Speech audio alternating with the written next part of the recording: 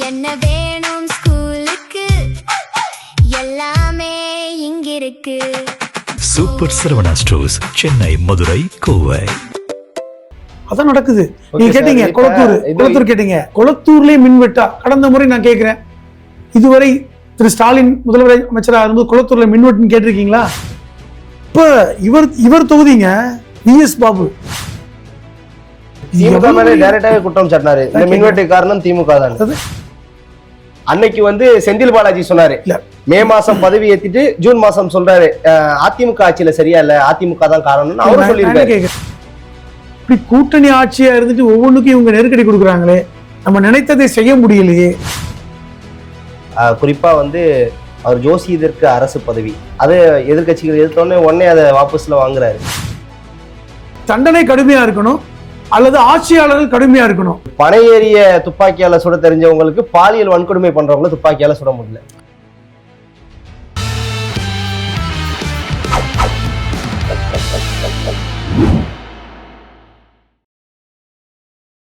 GeM தொலைக்காட்சி நேயர்களுக்கு வணக்கம். இன்றைய சிறப்பு நேர்காணலில் நம்மோடு அரசியல் விமர்சகர் திரு புதுமடம் ஹலீம் சார் இணைந்துள்ளார். அவரிடம் இன்றைய அரசியல் சூழல் குறித்து விரிவாக வாதிப்போம். சார் வணக்கம். வணக்கம் சார். கடந்த பகுதியில் நம்ம குறிப்பாக இந்த மின்வெட்டு பிரச்சனைலாம் பேசிக்கிட்டு இருந்தோம். அதை பற்றி என்ன நினைக்கிறீங்க? தொடர் மின்வெட்டு, அதாவது முன்னாள் முதல்வர் திமுகவினுடைய தலைவர் மு.க. ஸ்டாலினுடைய கொளத்தூர் தொகுதியில் மின்வெட்டு, நேற்று முதல்வர் ஜோசப் விஜய் அவர்கள் இல்லம் இருக்கக்கூடிய நீலாங்கரை பகுதியில் மின்வெட்டு. இதுக்கு திமுகவின் முன்னாள் அமைச்சர்கள் பதில் சொல்லியிருக்காங்க. குறிப்பாக தங்கம் தென்னரசு போன்றவர்கள் சொன்ன பதிலை நான் இங்கே கோட் பண்ண நினைக்கிறேன்.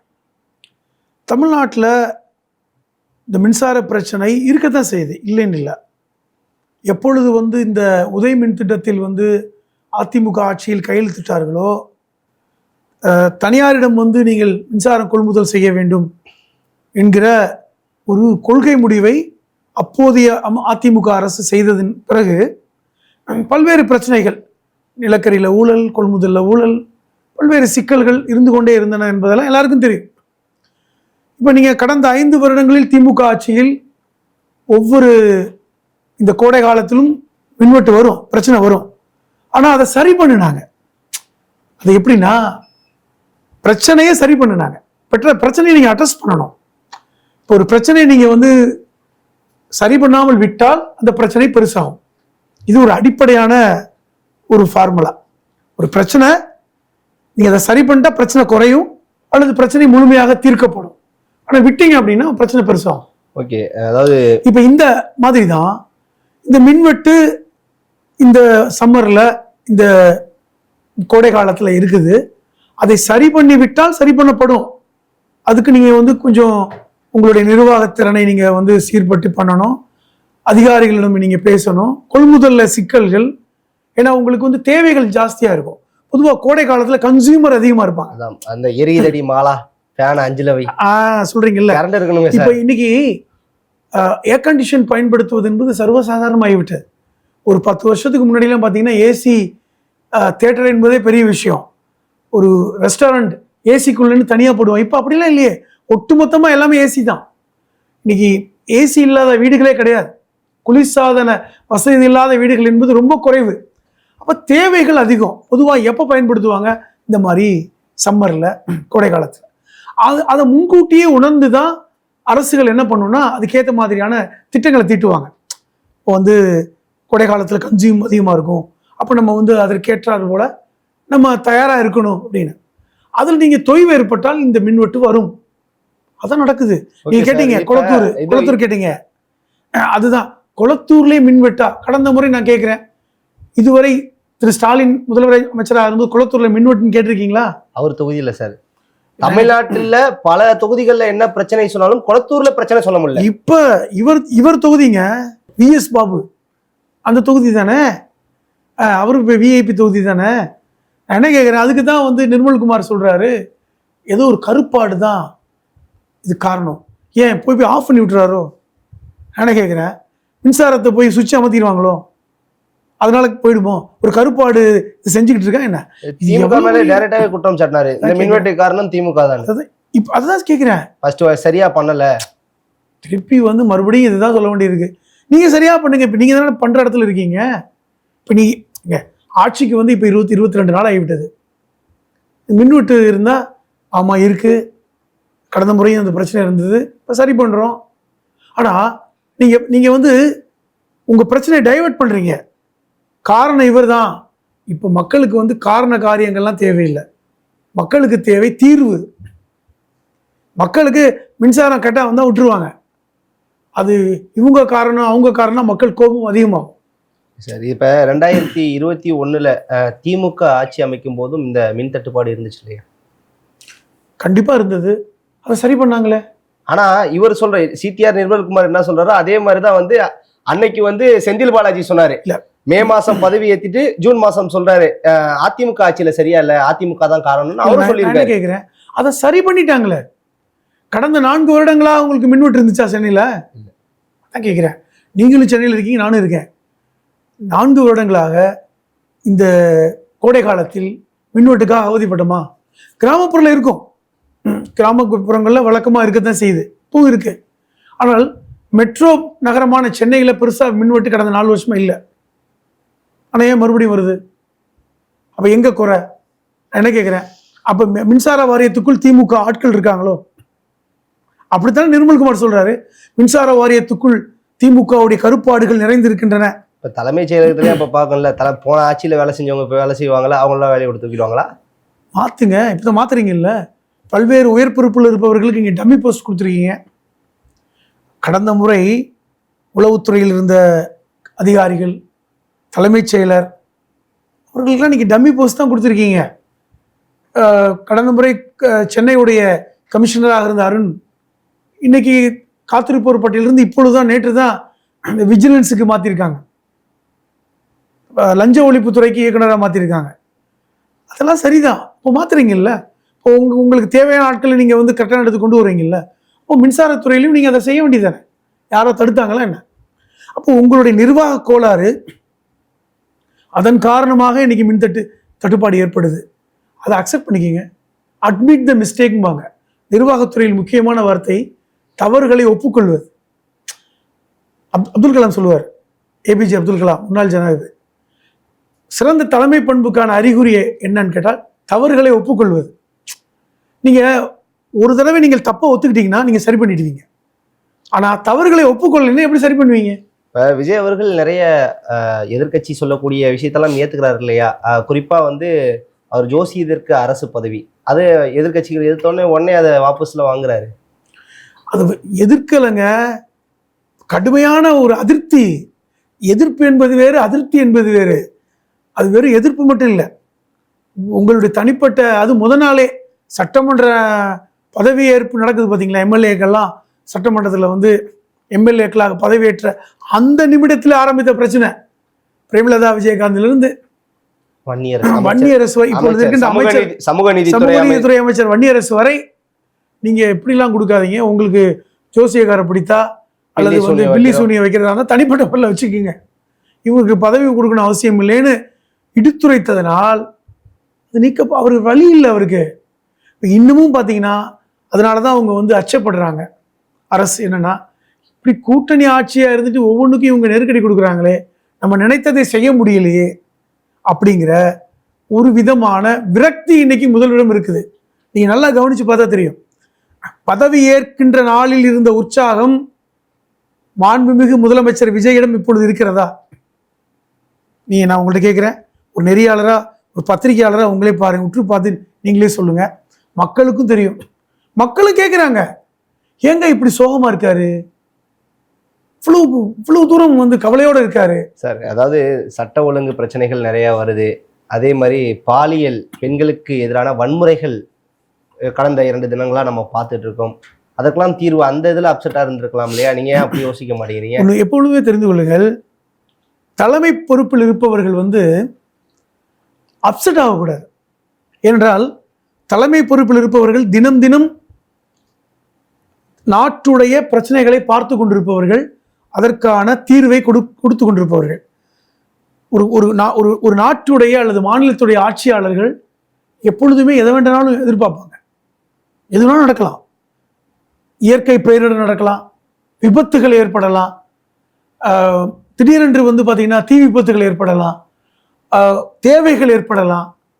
எல்லாவற்றையும் எதிர்பார்ப்பவர்கள் தான் ஆட்சியாளர்கள். தீர்வு கொடுக்கணும். நீங்க சோர்வா உட்காந்துருக்க முடியாது, அது முக்கியம். பூகம்பம் நடந்தா நீ சோர்வா உட்காந்துருவீங்களா? முடியாதுல்ல. சென்னையில் வந்து பெருவெள்ளம் ஏற்பட்டது, அடையாறு ஆற்றில் வெள்ளம் ஏற்பட்டு சைதாப்பேட்டை, இப்போ நம்ம இருக்க பகுதியெல்லாம் வெள்ளக்காடாக மாறியது. எத்தனை பேர் இறந்து போனாங்க. அப்போ உடனே ஒரு முதலமைச்சர் வந்து சோகமா ஐயோ நடந்து போய் விட்டது விட ஆகி போயிடுச்சுன்னு சொல்லிட்டு கையை பிசைந்து கொண்டிருந்தால் எப்படி சொல்யூஷன் கொடுக்கணும்? நீங்க கடந்த முறை முதலமைச்சராக இருந்த ஸ்டாலின் அவர்கள் பெருவெள்ளத்தில் எப்படி வந்தார்? போட்டுட்டு அந்த ரெயின் கோட் போட்டுட்டு மக்களோட மக்களை வந்திருந்தார்ல. கொரோனா காலத்தில் எனக்கு தெரிந்து கொரோனா காலத்தில் அந்த கொரோனா வார்டில் ஒரு முதலமைச்சராக மட்டுமல்லாமல் எதிர்க்கட்சி தலைவராக இருந்த காலகட்டத்திலும் கொரோனா வார்டுக்கு சென்ற ஒரே தலைவர் அவர் தான். அது ஒரு தலைமை பண்புங்க. நீங்க நினைக்கிற மாதிரி இல்லை. அது வந்து துணிந்து செய்யணும், துணிவு இருக்கணும். தலைவனுக்கு துணிவு தான் இருக்கணும், பணிவு இருக்கலாம், பிரச்சனை கிடையாது. ஆனால் அதிருப்தியாகி பயந்து நடுங்கி முகம் வெளிரி போயிருப்பவன் தலைவன் அல்ல. Okay sir. இப்போ அதாவது தொடர்ந்து இந்த பெண்களுக்கு எதிரான இந்த வன்முறைகள் நிறைய நடக்குது. அதாவது பாலியல் தொல்லைகள் நிறைய நடந்துட்டு இருக்கு. லாஸ்ட் பிரச்சாரத்தில் நம்ம பார்த்தா கூட நிறைய கேள்விகளை வந்து இந்த சட்ட ஒழுங்கு பிரச்சனையை வச்சு தான் நிறைய பிரச்சாரங்கள் வந்து நடத்தப்பட்டது. இப்போ தொடர்ச்சியாக வந்து நேற்றைய தினம் கூட மதுரையில் 17 வயது சிறுவன் மதுரை மீனாட்சி அம்மன் கோயில்கிட்ட வெட்டி கொல்லப்படுறோம். 10 வயது சிறுமி பாலியல் தொல்லை. இந்த 20 நாட்களில் 25க்கு மேற்பட்ட படுகொலைகள், அப்படிதான் சொல்லலாம். 4 இரட்டை கொலைகள், 10 வயது சிறுமி உள்ளடக்கம். நாளுக்கு நாள் நடக்குது, நிமிடத்துக்கு நிமிடத்தை செய்தி வருது. நான் என்ன கேட்குறேன்னா, ஒரு விஷயத்தை நான் வந்து எப்படி புரியுறேன்னா, இந்த ஆட்சியில் வந்து புதிதாக ஒருத்தர் அமர்ந்திருக்கார். இவர் வந்து ஆட்சியை தெரிஞ்சுக்கிறதுக்கு ரொம்ப நாள் ஆகும் போல இப்படி என்று இந்த சமூக விரோதிகளும் உணர்றாங்கல்ல. இப்போ உங்களுக்கு எப்போ பயம் வரும்? ஒரு காவல்துறை கடுமையாக நடவடிக்கை எடுக்குது, முதலமைச்சர் வந்து கடுமையாக வந்து அறிக்கை கொடுக்குறாரு, யாராவது சமூக விரோத செயல்களில் ஈடுபட்டால் நாங்கள் என்கவுண்டர் செய்வேன் அப்படின்னு ஒரு முதலமைச்சர் வந்து மீடியாவில் பேசுறாருன்னு, சமூக விரோதிகளுக்கு ஒரு நடுக்கம் வருமா? அச்சப்படுவாங்களா? ஏங்க அரபு நாடுகள் ஏங்க குற்றம் குறைவா இருக்கு? பிடிச்சி தூக்கில் போட்டுறான் சார். இப்ப தமிழ்நாட்டுல இத்தனை ஆண்டு காலம் அதைத்தான் சொல்ல வர்றேன். ஒரு சமூக விரோதிக்கு எப்பொழுது அச்சம் ஏற்படும்? ஒண்ணு தண்டனை கடுமையா இருக்கணும், அல்லது ஆட்சியாளர்கள் கடுமையா இருக்கணும். அப்பதான் சமூக விரோதிக்கு ஒரு பயம் ஏற்படும். ஆஹா, ரொம்ப கடுமையா நடவடிக்கை எடுக்கிறாங்க, என்கவுண்டர் பண்ணிடுவாங்களோ, ஒரு பயம் இருக்கணும். ஒரு பயமற்று போன ஒரு சூழல் இருக்கிறதுன்னு நான் சொல்றேன். அதான் காரணம். நான் வந்து அரசை வந்து இப்படி குறை சொல்லல. ஒரு பயமற்ற சூழல் இன்னைக்கு சமூக விரோதிகளுக்கு. நீங்க சொல்றதை எப்படி கூட எடுத்துக்கலாம். ஒரு பனை ஏறிய துப்பாக்கியால சுட தெரிஞ்சவங்களுக்கு பாலியல் வன்கொடுமை பண்றவங்கள துப்பாக்கியால சுட முடியல, அதுதான் அப்படி எடுத்துக்கலாம் சொல்றேன். நீ எப்படி எடுத்துக்கிட்டாலும் சரி, அது உங்களுடைய இதுக்கு உட்பட்டது. நான் என்ன சொல்றேன்னா, சமூக விரோதிகளுக்கு பயம் விட்டு போயிருச்சு. நம்ம ஊர் பக்கம் சொல்லுவாங்கல்ல, குளிர் விட்டு போச்சுன்னு. குளிர் விட்டு போனா குற்றம் கூடும். குளிர் எப்போ விட்டு போகும்? யார் நம்மளை கண்டுக்க மாட்டாங்க, என்ன செஞ்சிருவாங்க? அவன் வேலையை பார்த்துட்டு இருக்கான், ஆட்சியா நடக்குது அப்படின்னு ஒரு. இதுக்கு முன்னாடி இருந்த ஆட்சியும் சேர்த்துக்கலாமா சார்? நான் திருப்பி கேட்கிறேன், அதை விட இன்னைக்கு வந்து நீ ஒப்பிட்டு பாருங்க, குறைந்திருக்கு கூடி இருக்கா? நீங்களே சொல்லுங்க.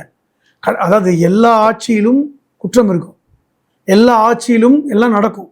ஆனால் உடனடியாக துரித நடவடிக்கை எடுத்துக்கிட்டே இருப்பாங்க. நான் என்ன கேட்குறேன், இந்த மதுரை திருப்புவனம் அஜித்குமார், சிவகங்கை தான், சிவகங்கை திருப்புவனம் முதலமைச்சராக இருந்த ஸ்டாலின் ஃபோன் பண்ணி அந்த பெற்றோர் என்ன சாரி கேட்டாரா? அது ஒளிபரப்புனாங்க. தமிழக வெற்றி கழக தலைவர் விஜய் நேரில் போனார்ல. இப்போ முதலமைச்சர் இப்போ சாரி கூட கேட்கல. இது அந்த அம்மா சொல்றாங்க. ஃபோன் அடிச்சு பேசியிருக்காங்க சார், பேசி உங்க பெண் பட்ட கஷ்டங்கள் மாதிரி குற்றவாளி விஜய் பேசினாரா அந்த அம்மாட்ட? ஃபோன் பேசியிருக்காங்க, அவங்களே சொல்லியிருக்காங்க. அது அதே அம்மா தான் முன்னாடி சொன்னாங்க, எனக்கு கூப்பிடலன்னு. அதுக்கப்புறம் அவங்க கூப்பிட்டுருக்கலாம். என்ன கேட்குறேன், அந்த அம்மாவையே வந்து கேரக்டர் அசாசினேஷன் பண்ணாங்க தெரியுமா?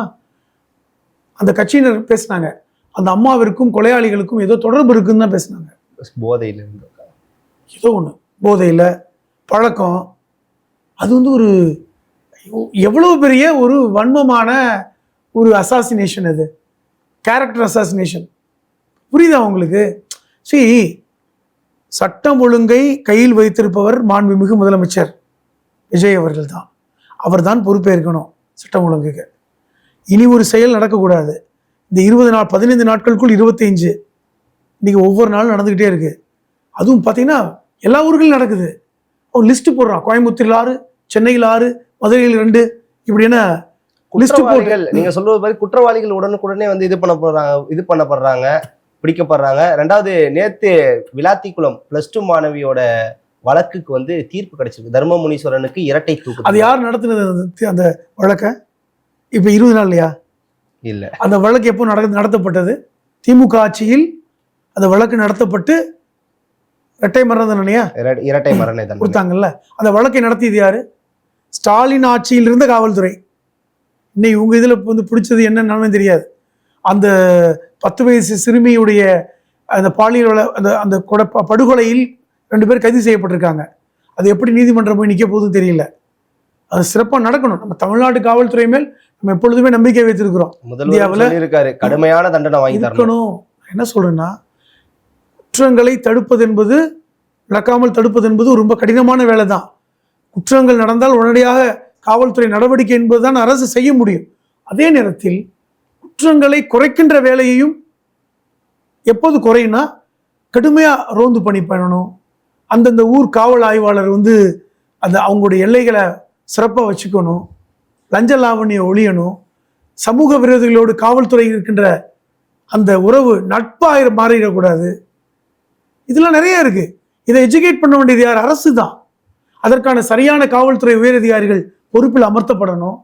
நேர்மையான காவல்துறை அதிகாரிகள் அந்த பொறுப்புக்கு வரணும். இதையெல்லாம் யார் என்ஷூர் பண்றது? யார் உறுதிப்படுத்துறது? அரசு தான் உறுதிப்படுத்தணும். சரியான இடத்துல இவரை போடணும். இந்த இடத்துல குற்றம் அதிகமா இருக்கு கோயம்புத்தூர்ல. இப்ப கோயம்புத்தூர்ல கமிஷனரா ஒரு ஸ்ட்ரிக்டான அதிகாரியை போடுங்க. எங்க எண்ணிக்கை கூடுது அந்த இடத்துல வந்து நீங்க கடுமையாக இருக்கக்கூடிய ஒரு அதிகாரியை நீங்க மாத்துங்க. பிரஸ் மீட்ல சிரிச்சு உருள்கின்ற அதிகாரிகளை வைத்திருக்கீங்க நீங்க. இது ஒரு விமர்சனம் இன்னைக்கு தமிழ்நாட்டில் போயிட்டு இருக்கு. இதை பெரும் விமர்சனம். ஒரு 10 வயசு சிறுமி விஷயத்துக்கு நீங்க பிரஸ் மீட் கொடுக்குறவங்க வீட்டுல போய் சிரிங்க. கிறிஸ்பா வீட்டுல போய் மெதுவா சிரிங்க. நீங்க இப்படியே சிரிக்கிறீங்கன்னு கேட்கிறாங்கல்ல. பெரிய விமர்சனம். உள்துறையை வைத்திருக்கின்ற விஜய் அவர்களுக்கு இது ஒரு பெரிய விமர்சனம். இதெல்லாம் அவர் கவனத்துக்கு போகுதான்னு கேட்கிறேன். இது யார் அவர் கவனத்துக்கு கொண்டு போகணும்? ஒன்று அதிகாரிகள் கொண்டு போகணும், இல்லை நம்மளை போன்ற பத்திரிகை ஊடகவியாக தான் கொண்டு போக முடியும். இது எல்லாமே சமூக பொறுப்பில் செய்ய வேண்டியதுதான். அவர் நம்ம கிரிட்டிசைஸ் பண்ணல, சமூக பொறுப்புல செய்யறோம். இது தமிழ்நாட்டில் இப்படி விமர்சனங்களை உண்டு பண்ணி கொண்டிருக்கிறது. அப்ப எப்படி நம்ம நல்லாட்சின்னு சொல்ல முடியும்? நீங்க நல்லாட்சி செய்தால் நாம் நல்லாட்சி நடக்குதுன்னு நம்ம தான் கொடுக்க போறோம் சான்றிதழ், நம்மளே பேசுவோம். ஆனால் மோசமாக நடந்து கொண்டிருக்கிறது, சட்டம் ஒழுங்கு சீர்கட்டு இருக்கிறது. எதை சொல்லி ஆட்சிக்கு வந்தீங்க? எதை சொல்லி பாட்டு பாடுனீங்க ஸ்டேஜில்? இன்னைக்கு அதுதான் உங்களை திரும்பிக்கிட்டு இருக்கு எல்லா கேள்விகளும். ஓகே சார், சமூக வலைதளத்துல நடந்த புரட்சிகள் சமூக வலைதளத்திலே வெடிக்க ஆரம்பிச்சிருக்குன்னு சொல்லியிருக்கீங்க. இறுதி கேள்வியா ஒண்ணு சார், அதாவது நான் முதலமைச்சராக பதவியேற்ற பின்னர் தமிழ்நாட்டினுடைய முதலமைச்சர் திரு ஜோசப் விஜய் அவர்கள் நாளைக்கு டெல்லி பயணம். அது டெல்லி போகட்டுங்க. பொதுவாக ஒரு முதலமைச்சர் டெல்லி போய் பிரதமர் பார்ப்பது, அமைச்சர்களை சந்திப்பதெல்லாம் வழக்கமான நடைமுறை. அதுல ஒண்ணு நம்ம வந்து காது கண்ணு மூக்கு வச்சு பேச போறது இல்லை. ஆனால் நீங்க அங்க என்ன பேச போறீங்க அது முக்கியம். நீங்க போய் எடப்பாடி மாதிரி பேச போறீங்களா, ஸ்டாலின் மாதிரி பேச போறீங்களா? இதுதான் கேள்வி. கடந்த காலங்களில் எடப்பாடி எப்படி போய் பேசினாரு, ஸ்டாலின் எப்படி போய் பேசினாரு, அது எப்படி பேச போறீங்க? பேசுனதை மீடியாவில் வந்து உங்களால் வெளிப்படையாக சொல்ல முடியுமா? டெல்லியில் நீங்க ப்ரெஸ் மீட் கொடுக்கணும். அவர் தான் ஒளிவு மறைவே இல்லை, டிரான்ஸ்பரண்டா தானே இருப்பாரு மக்கள்கிட்ட. ஆனா நீங்க ஒளிவு மறைவா இல்லைன்னா இருந்துட்டு நீங்க ஒளிவு மறைவா வாழ்ந்துட்டு இருக்கீங்க. டிரான்ஸ்பரன்சின்னா என்னங்க? வெளிப்படையா நீங்க சொன்னதை பேசுங்க, பத்திரிகையாளர் கேட்ட கேள்விக்கு பதில் சொல்லுங்க, மக்களுடைய பிரச்சனையை அட்ரஸ் பண்ணுங்க. இது என்னன்னா டெல்லிக்கு போயிட்டு இருந்தவரை எப்படி இருக்க போறீங்கன்னு நாங்க பாக்குறேன். டெல்லிக்கு போற இன்னும் போகல, அங்க போய் சந்திக்க போறீங்க. கடந்த முறை நீங்க டெல்லிக்கு போனது எதுக்கு போனீங்கன்னு எல்லாருக்கும் தெரியும். தனி விமானத்தில் போனீங்களா? எதுக்கு போனீங்க? சிபிஐ விசாரணைக்காக போனீங்க. இப்பொழுது ஒரு முதலமைச்சராக போக போறீங்க. முதலமைச்சராக போவதற்கும் தனியாக ஜோசப் விஜயாக செல்வதற்கும் வேறுபாடு இருக்கிறது. தமிழகத்துடைய அந்த டிக்னிட்டி உங்க கையில தான் இருக்கு. ஏன்னா அவர் விமர்சனம் பண்ணதே வந்து நான் யாரை மாதிரியும் மறைஞ்சு போய் அவங்கள சந்திக்கலாம் போக மாட்டேன், யாரை சந்திக்கிறதா இருந்தாலும் மக்கள்கிட்ட சொல்லிட்டு தான் போவேன், உங்கள்கிட்ட என்ன நடக்குதுங்கிறத டிரான்ஸ்பரன்சி. அவர் அதை பேசட்டுன்ற, டெல்லியில போய் பிரதமரை பார்த்து விட்டு நான் இதை தான் பேசினேன், உள்துறை அமைச்சர் இதை தான் பேசினேன் என்று வெளிப்படையா சொல்லட்டும்.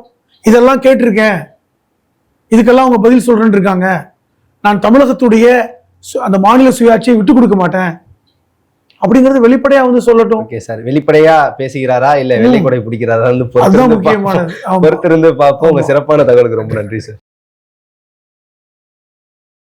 என்ன வேணும் ஸ்கூலுக்கு, எல்லாமே இங்கிருக்கு. Super Saravana stores, Chennai, Madurai, Kovai.